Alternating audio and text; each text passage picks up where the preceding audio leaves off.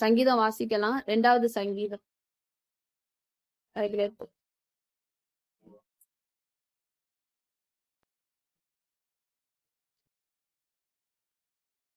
672 672 page number 672. கொந்தளித்து ஜனங்கள் விருதா காரியத்தை சிந்திப்பானேன்.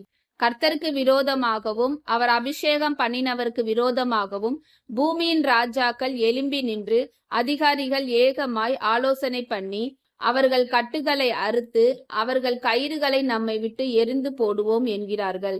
பரலோகத்தில் வீற்றிருக்கிறவர் நகைப்பார், ஆண்டவர் அவர்களை இகழுவார். அப்பொழுது அவர் தமது கோபத்திலே அவர்களோட பேசி தமது உக்கிரத்திலே அவர்களை கலங்க பண்ணுவார். நான் என்னுடைய பரிசுத்த பர்வதமாகிய சியோன் மீதில் என்னுடைய ராஜாவை அபிஷேகம் பண்ணி வைத்தேன் என்றார். தீர்மானத்தின் விவரம் சொல்லு. கர்த்தர் என்னை நோக்கி, நீர் என்னுடைய குமாரன், இன்று நான் உன்னை ஜெனிப்பித்தேன், என்னை கேளும். அப்பொழுது ஜாதிகளை உமக்கு சுதந்திரமாகவும் பூமியின் எல்லைகளை உமக்கு சொந்தமாகவும் கொடுப்பேன். இருப்பு கோலால் அவர்களை நொறுக்கி குயக்கலத்தை போல் அவர்களை உடைத்து போடுவீர் என்று சொன்னார். இப்போதும் ராஜாக்களே உணர்வடையுங்கள், பூமியின் நியாயாதிபதிகளே எச்சரிக்கையாயிருங்கள். பயத்துடனே கர்த்தரை சேவியுங்கள், நடுக்கத்துடனே களி கூறுங்கள். குமாரன் கோபம் கொள்ளாமலும் நீங்கள் வழியிலே அழியாமலும் இருக்கும்படிக்கு அவரை முத்தம் செய்யுங்கள். கொஞ்ச காலத்திலே அவருடைய கோபம் பற்றி எரியும். அவரை அண்டிக் கொள்ளுகிற யாவரும் பாக்கியவான்கள். ஆமேன். சங்கீதத்துல நிறைய இருக்கு. என்னன்னா ஃபர்ஸ்ட் அவரு 7ஆம் அதிகாரத்துல சொல்லியிருப்பாரு, கர்த்தர் என்னை நோக்கி, நீர் என்னுடைய குமாரன். அப்ப நம்ம இந்த இடத்துல வந்து நம்ம குமாரத்தின் வாசிட்டு இது பண்ணணும். சோ எப்பவுமே நம்ம அப்பாவுக்கு பிள்ளைதான். அது அவர் சொல்லும் போது நீ என் குமாரத்தி அப்படின்னு சொல்லும் போது இத்தனை கோடி ஜனங்கள்ல நம்மகிட்ட வந்து நீ என் குமாரத்தின்னு சொல்லும் போது அதெல்லாம் நம்ம இது பண்ணணும். வாசிக்க போதே ஆமேன்னு சொல்லிட்டு சங்கீதத்துல நிறைய இப்ப நிறையது இப்ப இதுல இது பண்ணும் போது நம்ம அதை ஆமேன்னு சொல்லும் போது கர்த்தர் நம்மளுக்கு வந்து அந்த ஆசீர்வாதத்தை தருவார். ஒரு பைபிள் படிக்கிறீங்களா, பேனா இப்ப நம்ம பேனா குறிக்க முடியாது. வீட்டுல படிக்கும்போது பேனா எடுத்துக்கோங்க. வாசிக்கும் போது அண்டர்லைன் பண்ணி இதெல்லாம் வந்துச்சுன்னா ஆமேன் அப்படின்னு நம்ம எழுதி வச்சுட்டோம்னா அடுத்து நம்ம வாசிக்கும் போது ஆமேன்னா பெற்று கொண்டோன்னு அர்த்தம். அப்ப நம்மளுக்கு இது பண்ணி 7வது வசனம், கர்த்தர் என்னை நோக்கி, நீர் என்னுடைய குமாரன், இன்று நான் உண்மை ஜெனிப்பித்தேன் அப்படின்னு. சோ அந்த இது பண்ணலாம். அதுக்கு அடுத்து வந்து என்னை கேளும், நம்ம ஜெபத்தை வச்சுதான் இது பண்ணாங்க. 8வது, என்னை கேளும், அப்பொழுது ஜாதிகளை உமக்கு சொன்னோம். ஜாதிகளே தருவேன்ட்டாரு, பிள்ளைய ரசிக்க மாட்டாராம். அது இது பண்ணணும். நம்ம அவ்வளவே நாங்க தரோம், எங்களுக்கு தர மாட்டீங்களா ஏசப்பா அப்படின்னு சொல்லிட்டு நம்ம கேட்கணும். இன்னைக்கு ஃபுல்லா நீங்க கேளுங்க, என்னை கேளுன்னு சொல்லியிருக்கீங்க ஏசப்பா, கேக்குறேன் விடு. டார்ச்சர் பண்ணிக்கிட்டே இருக்கணும். அவர் டார்ச்சரா நினைக்க மாட்டார். கேளுங்க, என் பிள்ளை வரணும், என் வீட்டுக்காரு வரணும், எங்க அப்பா வரணும். அப்படிதான் நம்ம கேட்கும் போது நீங்க இன்னைக்கு சொல்லியிருக்கீங்கல்ல, நீங்க எனக்கு செய்வீங்க. ஏதாச்சும் ஒன்னாச்சு மாறும். ஒண்ணுதான் எல்லாத்தையும் இது பண்ண முடியாது, ஆனா ஒன்னாச்சு இன்னைக்கு மாறும் நீங்க அறிக்கை இடும் போது. சோ வந்து இந்த ஞாபகம் வச்சுக்கோங்க. இந்த இதெல்லாம் இன்னைக்கு என்ன மெசேஜ் அப்படின்னா, உங்க பேர்லதான் எஸ்தர் ராஜாத்தி. இந்த வசனம் நான் அடிக்கடி எனக்கு எல்லா ஜெபத்திலயுமே இந்த வசனத்தை கொடுத்துருவாரு. சோ இந்த என்னன்னா, எஸ்தர் ராஜாத்தி வந்து ராஜாட்ட போய் அந்த முறையிடுறது தான். எல்லாத்துக்குமே அந்த இது தெரியும், என்ன கேட்பாங்க அப்படின்னு. சோ இன்னைக்கு என்னன்னா, ஜெபத்தோட எஸ்தர் ராஜாத்தியோட மன்றாட்டு வேண்டுதல் எப்படி கேட்கப்பட்டுச்சு, அதுக்கு என்னன்னா முதல்ல கேட்கறதுக்கு முன்னாடி என்னென்ன தடை இருந்துச்சு அப்படின்னுதான் பார்க்கணும். உங்களுக்கு ஒரு கேள்வினா ஏசப்பட்ட வந்து விண்ணப்பம் இருக்கு. நான் நேற்றே சொல்லிட்டேன், விண்ணப்பம்னா ஜெபம்னா என்னன்னு. சோ இங்கேயும் வந்து மன்றாட்டு விண்ணப்பம் தான் அவதான் பண்ண போறான். சோ அப்ப இது பண்ணும்போது என்ன விண்ணப்பம்னா, அவங்களோட யூத குலமே அழிய போறதுன்றது தெரிய வருது. இவ வந்து ராஜாத்தியா இருக்கா, பட்டத்து ராணியா இருக்கா. ஆனா இவளால ஒண்ணுமே செய்ய முடியலன்னு சொல்லிட்டு என்ன பண்றா, ஆனா உண்மையிலே அதுதான். ஏன்னா வந்து யூத குலம் அழிய போது இவளுக்கு தெரிய வந்துருச்சு. ராஜா வந்து கூப்பிடாம யாருமே முன்னாடி போய் இருக்க முடியாது. அப்படிதான் இப்ப போய் நம்ம சிஎம்கிட்ட போய் நம்ம போய் நிக்க முடியுமா?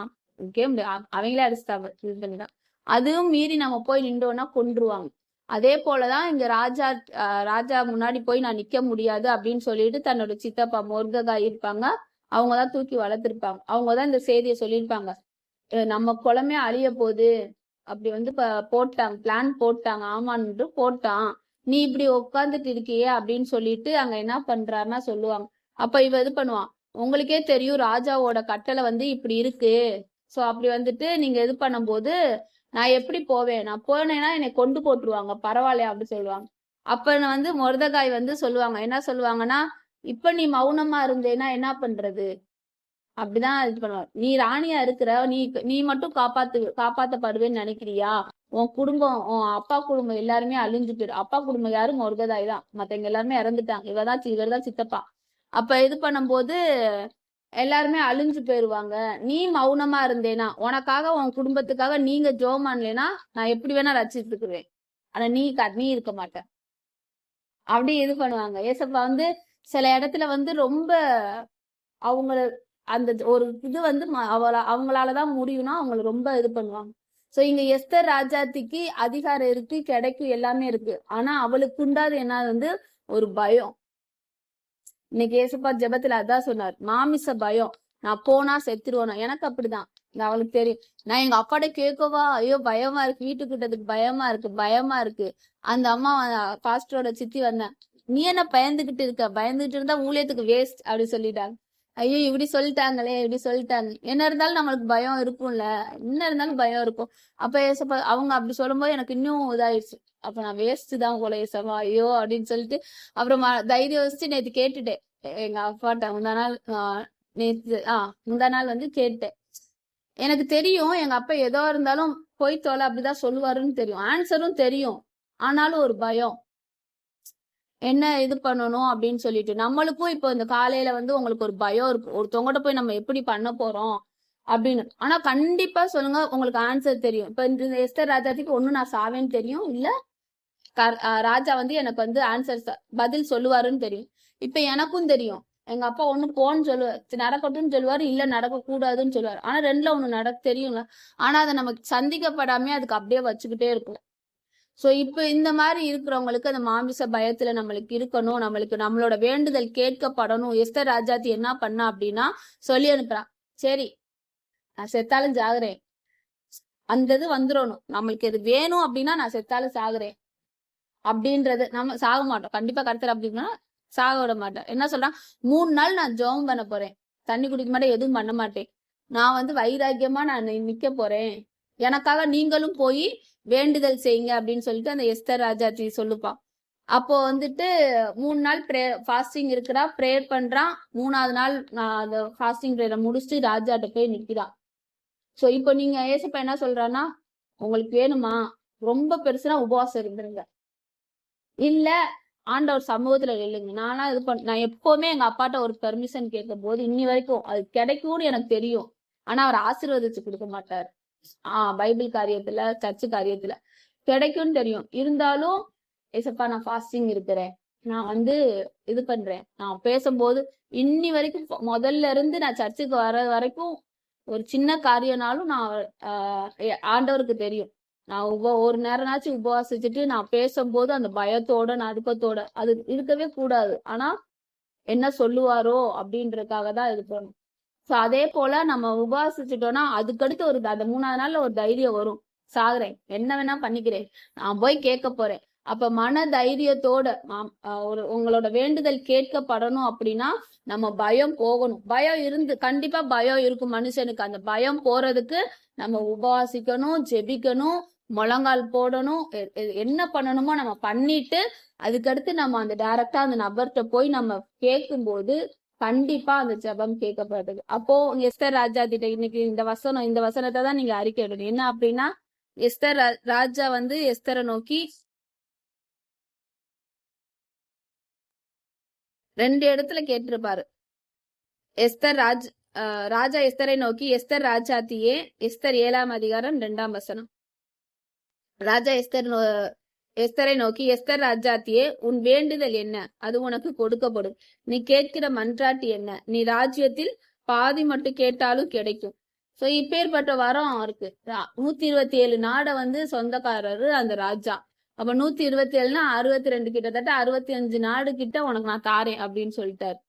ஆனாலும் இங்க எப்படி இருக்குன்னா இது பண்றான், ஞானமா கேக்குறான், ஃபர்ஸ்ட் ஒரு தடவை இதேதான் கேட்பாங்க. உன் வேண்டுதல் என்ன ராஜாத்தி ராணி அப்படி, ஏன்னா ராணி பிரியமா இருக்கனால தான் ராணியாவே ஆக்கியிருக்காங்க. உன் வேண்டுதல் என்ன, அப்போ இது பண்ண மாட்டாங்க. இன்னொரு நாள் வந்து ஆண்டவர்கிட்ட வந்து ஆண்டவர்கிட்ட ராஜாட்ட வந்து கேக்குறாங்க. இன்னொரு நாள் வந்து நீங்க இந்த மாதிரி விருந்து வச்சிருக்கேன் வாங்க அப்படின்னு சொல்லிட்டு கிட்டத்தட்ட 3வது தடவை தான் யோசிச்சு கேட்பாங்க. கேட்கும்போது அவளோட வேண்டுதல் வந்து அங்க கேட்கப்படும். சோ அதே போலதான் உங்களோட வேண்டுதல் கேட்கப்படணும், உங்களோட ஜெபம் கேட்கப்படணும்னா முதலாவது நம்மகிட்ட இருக்கிற பயம் போகணும். கண்டிப்பா பயம் இருக்கும், அதனாலதானே நம்ம போய் இது பண்றோம். சோ அப்ப வந்து அந்த பயத்தை போக்குறதுக்கு நம்ம வந்து ஃபாஸ்டிங்கோ இல்ல ஒரு பிரேயரோ நம்ம பண்ணிட்டு அந்த காரியத்தை நம்ம கேட்கும் போது அந்த காரியம் வந்து நடக்கும். மனுஷன்ட்டு நீங்க போய் ஒரு இது முறையிடணும், அது எனக்கு கேட்க வேணும் அப்படின்னா இந்த காரியம் வந்து நடக்கும். சோ ஏசப்பா எப்பவுமே நம்மளுக்கு தந்துட்டாரு. அதான் இன்னைக்கு உன் ஜெபம் உன் வேண்டுதல் கேட்கப்பட்டுருச்சுன்னா கிடைக்கும். அப்ப இங்க இருக்கு, உங்க முன்னாடி இருக்கு. அதை நான் எடுக்கணும்னா என்ன பண்ணணும்? தைரியம் இருக்கணும், பயம் போகணும்.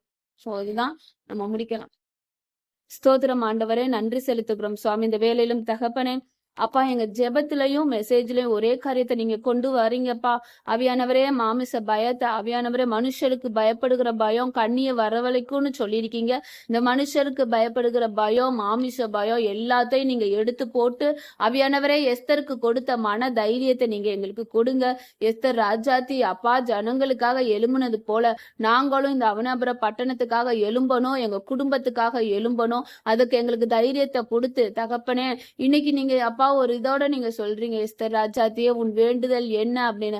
அப்பா இந்த வசனம் நீங்க எங்களுக்கு அடிக்கடி கொடுத்தாலும் இன்றைக்கு நீங்க பிரத்யேட்சமாக நீங்க பேசுறீங்க, எங்களுக்கு தைரியத்தை கொடுக்கறதுக்காக பேசுறீங்கப்பா. அவியானவரே, இந்த வசனத்தை நாங்க அறிக்கையிட்டு முறையிடும் போது எங்கள் ஜெபங்கள் கேட்கப்பட்டதுன்னு விசுவாசத்துல அவியானவரே ஜெயம் கொள்ளுகிற பிள்ளைகளாக நாங்க மாறப்போற கிருபைகளுக்காக நன்றி செலுத்துகிறோம். அவியானவரே, வந்திருக்கிற ஒவ்வொருவரையும் நீங்க ஆசீர்வதிங்கப்பா. அவியானவரே அப்பா ஸ்தோத்திரம் தகப்பனே, விசேஷ